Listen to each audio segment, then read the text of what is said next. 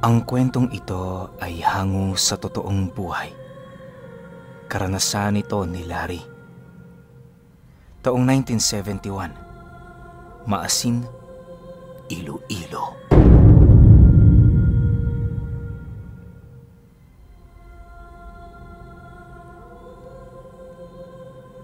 Itong mga panahong ito, nasa edad 18 anyos itong si Larry.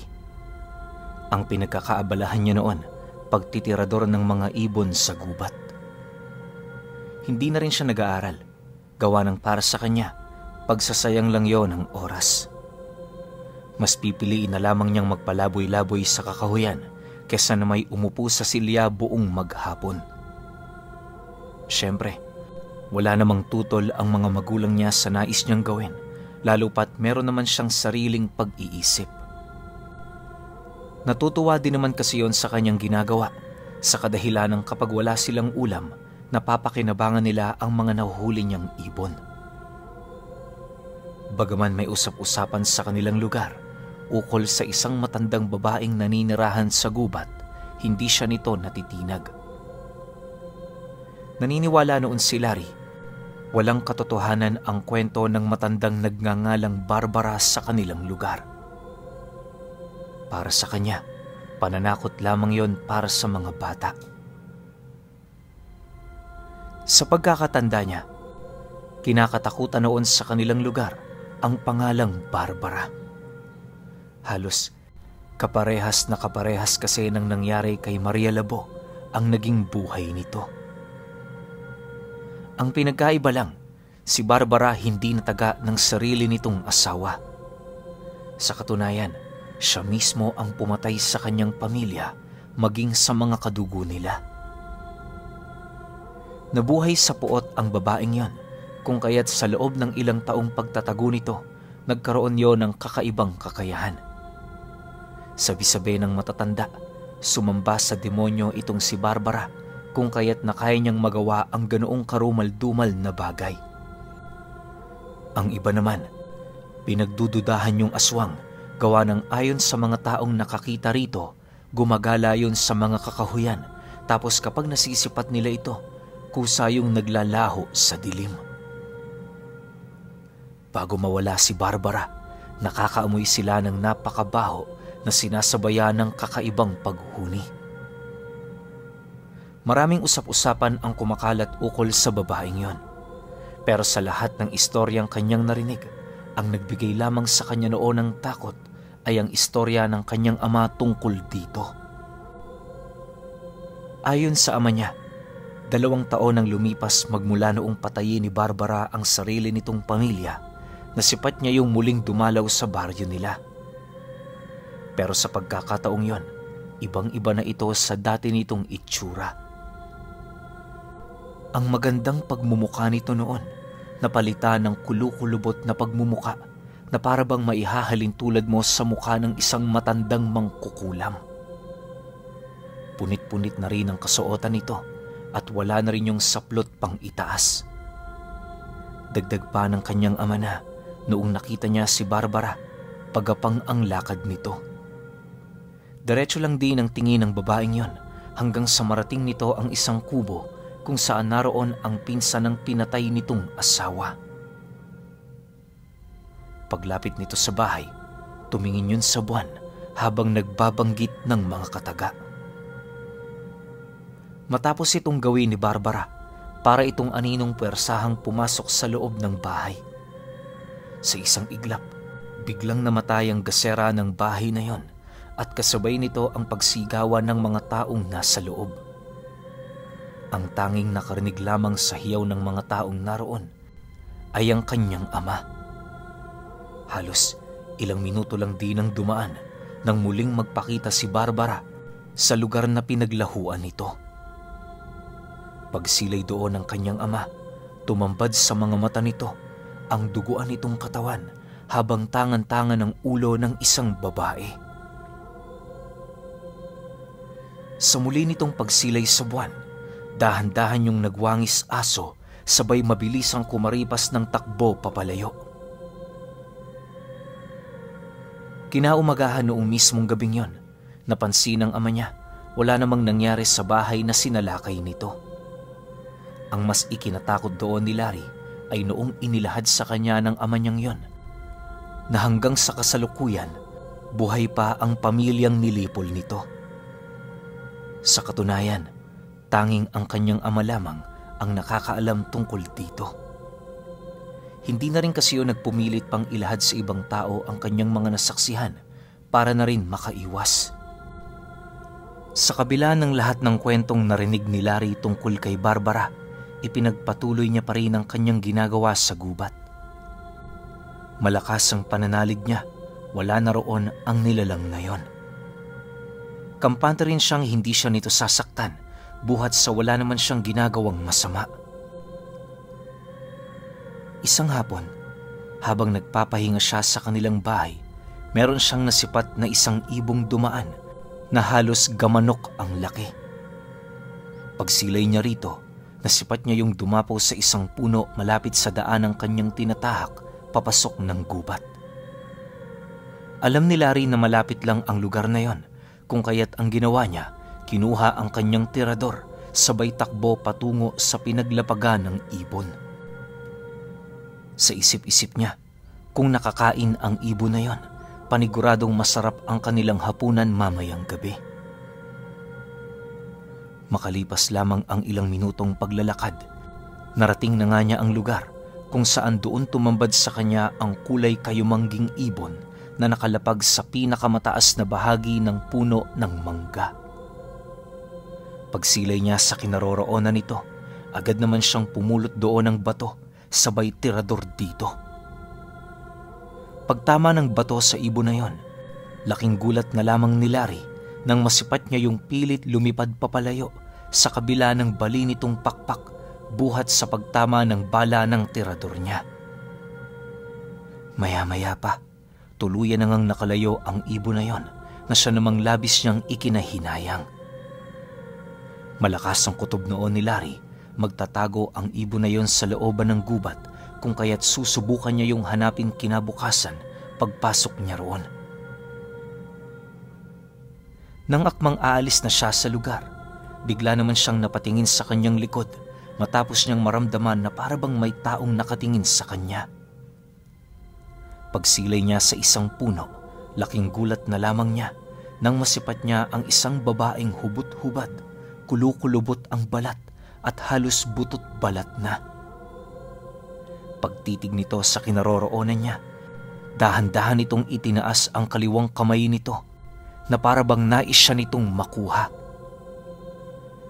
Dala ng takot noon ni Larry, agad naman niyang ipinikit ang kanyang mata habang isinisigaw ang pangalan ng kanyang ama. Pagmulat niya, biglang nawala ang nilalang na yon at ang tanging tumambad sa kanyang harapan ay ang punong nakatayo roon. Noong una, inakala niyang namamalikmata lang siya, pero malakas ang kanyang kutob. Totoo ang mga bagay na kanyang nakita. Pagkaraan pa ng ilang minuto, agad naman siyang umalis sa lugar na yon, gawa ng malapit nang sumapit ang takip silim. Sa pagdating niya sa kanilang tahanan, tumambad naman ang kanyang ama kasama ang mga kaibigan nito. Alam niyang kanina pa yung nag-iinuman, kung kaya't mas pinili na lamang niyang pumasok para kausapin ang nanay niya. Sa paglalim ng gabi, nanatili siyang gising, gawa ng mariin niyang pinag-iisipan ang nilalang na nasilaya niya kaninang hapon. Ang palaging pumapasok noon sa isip niya, si Barbara ang nakita niya at wala ng iba. Subalit, sa kabila ng kanyang mga haka-haka, hindi niya pa rin isinasantabi na baka namamalikmata lang talaga siya. Dala ng puyat at pagod niya noon, hindi niya napansin ang kanyang sarili na nakatulog na pala siya. Paggising niya, napansin niyang pilit nang pumapasok sa silid niya ang liwanag na ginagawa ng araw. Nang makabangon na itong si Larry, dali-dali naman siyang pumunta sa kusina para kumain. Habang nakikipag-usap siya sa kanyang ama, pakiramdam niya meron siyang bagay na nakakalimutan. Hindi naman niya yun gaanong inisip pa dahil sa kani-kanilang mga trabaho noong umaga. Matapos makapag-igib ng tubig itong si Larry, agad naman siyang naghanda para sa kanyang lakad. Bago pa man sumapit ang 9:00 ng umaga, kasalukuyan na niyang binabagtas ang daan patungong gubat. Maya-maya pa, pagdating niya sa lugar na yon, agad naman siyang naghanap ng mga ibon na maaari niyang hulihin. Sa kanyang paglalakad sa looban nito, wala naman siyang naramdamang kakaiba. Bukod kasi sa napakaaliwalas ng lugar, kahit saan siya tumingin, pansin na pansin niya ang pagpasok doon ng liwanag ng araw. Makalipas pa ang ilang minutong paglalakad, may mga nasisipat na siyang ibon na tipo niyang hulihin. Dahil sa masyadong maiilap ang mga ito, kung kaya't wala namang nagawa itong si Larry kundi yon ay sundan. Sa kanyang pagsusunod sa mga ibon, hindi niya napansin noon na napapalayo na pala siya sa lugar na kalimitan niyang pinupuntahan. Nang mapansin niya ito, doon niya napagtanto na naliligaw na pala siya. Sinubukan pang bumalik ni Larry sa lugar na pinanggalingan niya pero pakiramdam niya umiikot na lamang siya sa lugar na yon. Dahil dito, unti-unti namang nakaramdam ng takot at kaba itong si Larry, gawa ng alam niya sa kanyang sarili, hindi na yon pangkaraniwang pangyayari. Sinubukan niya pa noong baliktarin ang kanyang damit pero nakapagtatakang hindi pa rin siya nakakawala sa lugar na yon. Maya-maya pa, pagtigil niya, bigla niyang naramdaman ang pagtahimik ng paligid. Habang siya ay nakikiramdam, meron siyang napapansing kaluskos na dahan-dahang lumalapit. Pilit niya yung pinakinggan pero hindi niya gaanong matunton ang pinagmumula nito. Pakiramdam ni Larry umiikot sa buong lugar ang kaluskos na kanyang naririnig. Hindi naglaon, doon niya nasilayan ang itim na nilalang na mabilis na umiikot sa kanyang kinaroroonan. Sinubukan niyang habulin ito ng kanyang paningin pero masyado yung mabilis. Dahil dito, agad naman siyang nag-isip ng paraan para makatakas sa lugar na yon. "Sino yan? Hindi nakakatuwa yung ginagawa niyo! Tumigil na kayo!" Sigaw ni Larry dito. Subalit sa kabila ng kanyang pagsasalita, tila bang hindi yun sapat para tumigil ang nilalang na nagpaparamdam sa kanya. Maya-maya pa, nang magkaroon na siya ng lakas ng loob para tumakbo, agad naman niya yung ginawa ng walang pagdadalawang isip. Kahit alam niya sa kanyang sarili na hindi na niya alam ang daang kanyang tinatahak, nagpatuloy pa rin siya, gawa ng naniniwala siya na mapanganib ang nilalang na nagpaparamdam sa kanya sa lugar na yon. Pagkaraan pa ng ilang minutong pananakbo, unti-unti na ngang bumalik sa normalang paligid hanggang sa madapo na siya sa isang patag na lugar. Sa harapan ng lugar na yon, merong napakalaking kawayan kung saan doon niya nasilayan ang isang maliit na kubo na halos mabuwal na mula sa kinatitirikan nito. Habang pinagmamasdan niya ang walang katao-taong bahay, doon bumungad sa kanya ang isang babaeng bigla na lamang nagpakita sa madilim na parte ng kawayanan. Pagtaas nito ng kaliwang kamay nito, laking gulat na lamang ni Larry nang maramdaman niyang unti-unti siya nitong hinihila papalapit. Sa isang iglap, bigla naman silang nagkaharap ng nilalang na yon na siya namang labis niyang ikinatakot. Pagsilay niya ng malapitan sa pagmumukha nito, doon na siya nakaramdam ng labis na pagkabahala, gawa ng kahit saan man siya tumingin, alam niyang hindi yun isang pangkaraniwang tao. Sino ho kayo?" Nababahalang takot na tanong ni Larry. Nang marinig naman ito ng babae, bigla naman itong inilabas ang mahaba nitong kulay itim na dila sabay laway sa kanyang pagmumuka. Pagbalik ng dilang yun sa bunganga nito, sumagot naman yun sa kanya ng, "Si Barbara." Ako si Barbara. Ikaw, sino ka? Sa tono ng pananalita ng nilalang na yon, para siya nitong lululunin ng buo. Matapos namang marinig ni Larry ang sinabi ng nilalang na yon, agad naman niya yung sinagot ukol sa mga bagay na nais nitong malaman. Sa puntong yon, nakahanda siyang sundin ang lahat ng nais ng nilalang na yon para lamang hindi siya mapahamak. Nang marinig naman ito ang kanyang kasagutan, bigla naman yung humagikgik habang sumasagot ng, "Ganon ba? Matagal na kitang nakikita rito. Hinahayaan lang kita dahil wala ka namang ginagawa. Pero yung ginawa mo kahapon, hindi yun katanggap-tanggap para sa akin. Alaga ko ang tinira mo. Buti na lang hindi mo siya napatay. Magdahan-dahan ka, iho. Konting pagkakamali mo lang sa lugar na ito, buhay mo ang magiging kapalit. Tandaan mo, lahat ng kakaibang hayop na gumagala sa gubat, pagmamay-ari ko. Sila ang pamilya ko at hindi ko hahayaan na meron sa kanilang manakit. Dahil hindi mo pa naman alam ang iyong ginagawa, hahayaan kita. Naway ito na ang magsilbi mong una at huling babala. Huwag kang makakalimot. Wala nang paalala sa mga susunod nating pagkikita. Kasabay ng pag-uwika ng nilalang na yon, ay ang dahan-dahan namang pagdilim ng buong paligid.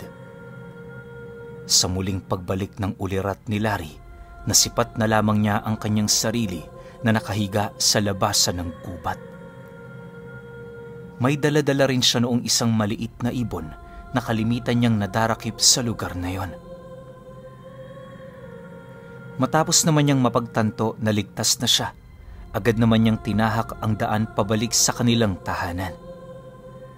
Pagbalik niya roon, nadatnan niya ang kanyang amang nagsisibak ng panggatong, kung kaya't ang ginawa niya, lapitan ito para ilahad dito ang tungkol sa mga naranasan niya. Nakaugalian na kasi itong gawin ni Larry sa oras na meron siyang nararanasang hindi kaaya-aya. Subalit, lingid sa kanyang kaalaman na ang kanyang ginawang pagbabahagi ng sikretong yon ang magdudulot pa ng mas matinding kaganapan sa buhay niya.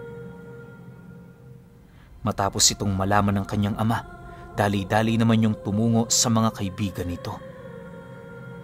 Bago sumapit ang gabi, kumalat sa kanilang baryo ang tungkol sa kanyang naranasan, kung kaya't lahat ng taong naninirahan doon ay halos magdamag na nanatiling alerto. May mga tanod ring umiikot sa kanilang lugar, masiguro lamang ang kaligtasan ng bawat isa sa kanila.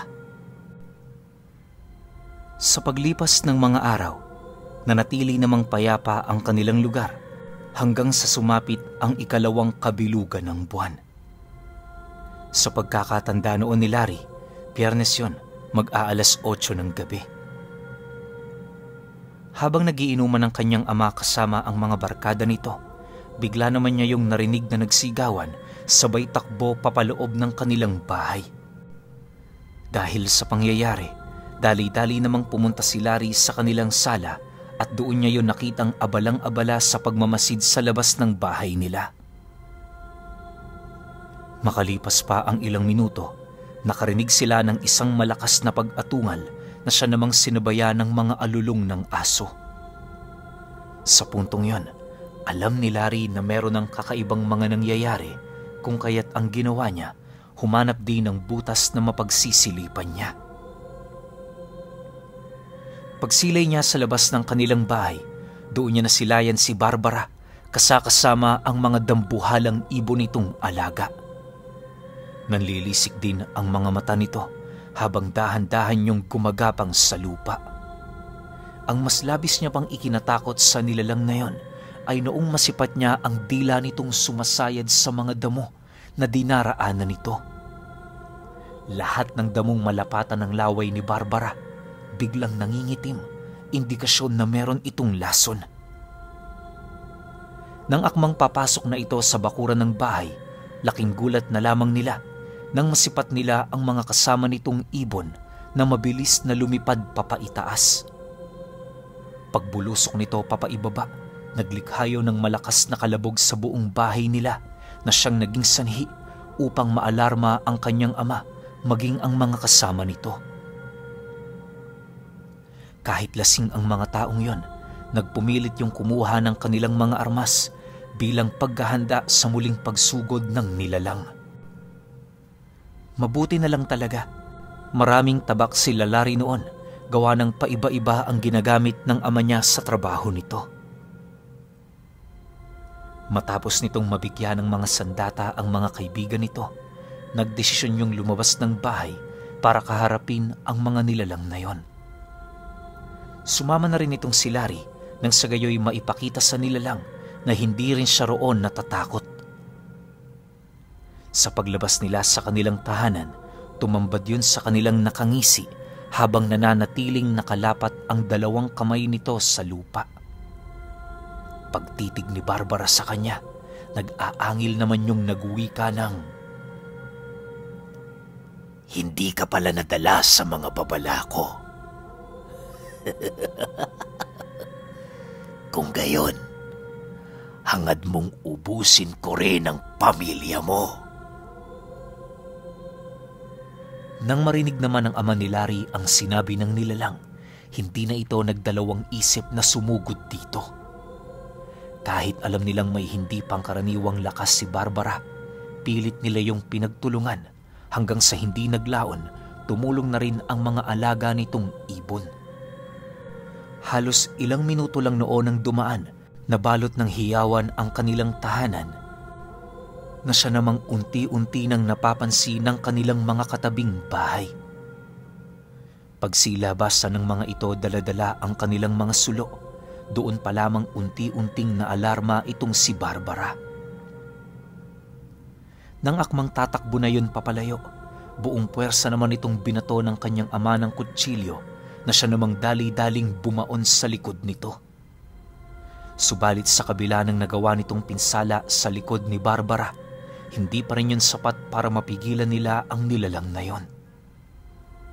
Maya-maya pa, nang makalayo na ang nilalang, sakto naman ang pagdating ng mga kababaryo nila.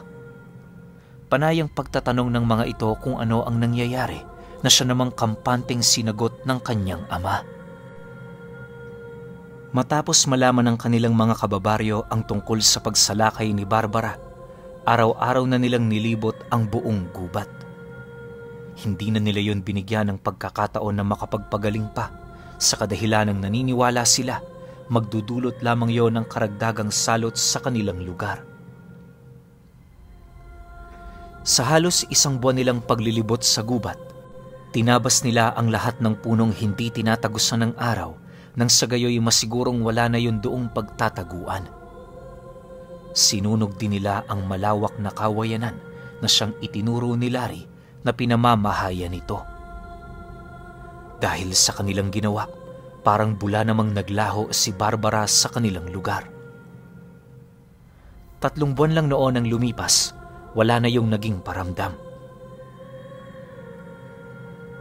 Isang araw, nagulat na lamang ang pamilya niya nang bumungad sa kanila ang balita ukol sa pagkamatay ng buong pamilya ng pinsan ni Barbara.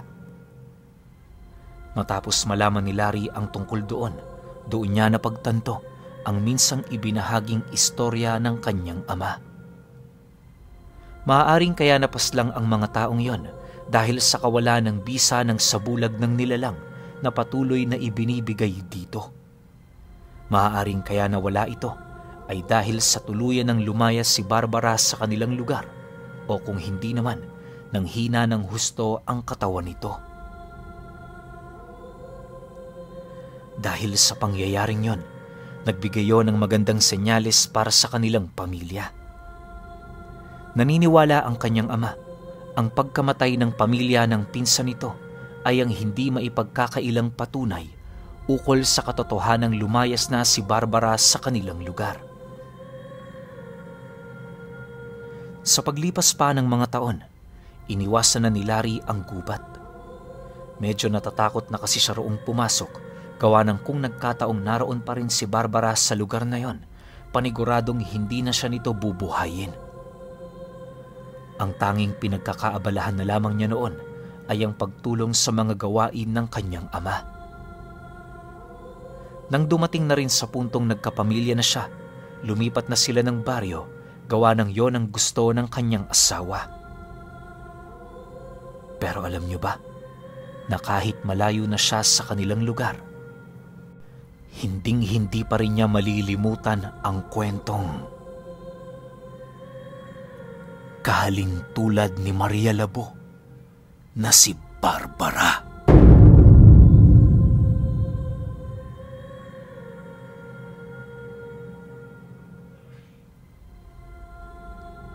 Okay, opinyon ko sa kwento. Alam nyo, ang ganda sana kung meron tayong solidong backstory ni Barbara, no? Yung tipong ikukwento kung bakit siya naging ganun. Kasi base sa kwento, dito sa buong kwento na isinalaysay ko, parang normal na tao naman si Barbara, di ba? Tapos unti-unti siyang naging ganun. Ang kaso nga lang, parang wala siyang naging kaibigan eh. Pero ang pinagtataka ko lang, paano kaya yung pinsan ng pamilya ni Barbara? Di ba? Imposibleng wala yung kaibigan dun sa baryo nila o dun sa lugar nila, no? Na napagkwentuhan ito kung bakit nagkaganon si Barbara. Yun lang yung medyo ako nang hihinayang, no? Kasi sayang eh. Pwede pa natin ikwento yun kung tutuusin na kung bakit nagkaganon yung pinsan niya na si Barbara. So yung sender nito, baka naman sakali lang, hindi kami umaasa, pero kung sakasakali, baka may ganun backstory ni Barbara. Kasi kahalintulad ni Maria Labo. Alam ko karamihan sa inyo alam na yung kwento ni Maria Labo, na siya ang unang aswang. So kung may pagkakahalintulad yung kwento ni Barbara, sana naman ma-share sa atin, no? Yun lang yung inaasahan ko sa kwento na to. Pero kayo, kung may opinyon kayo sa kwentong ito, comment nyo lang sa baba. Yun lang, hanggang sa susunod na kwento. Salamat.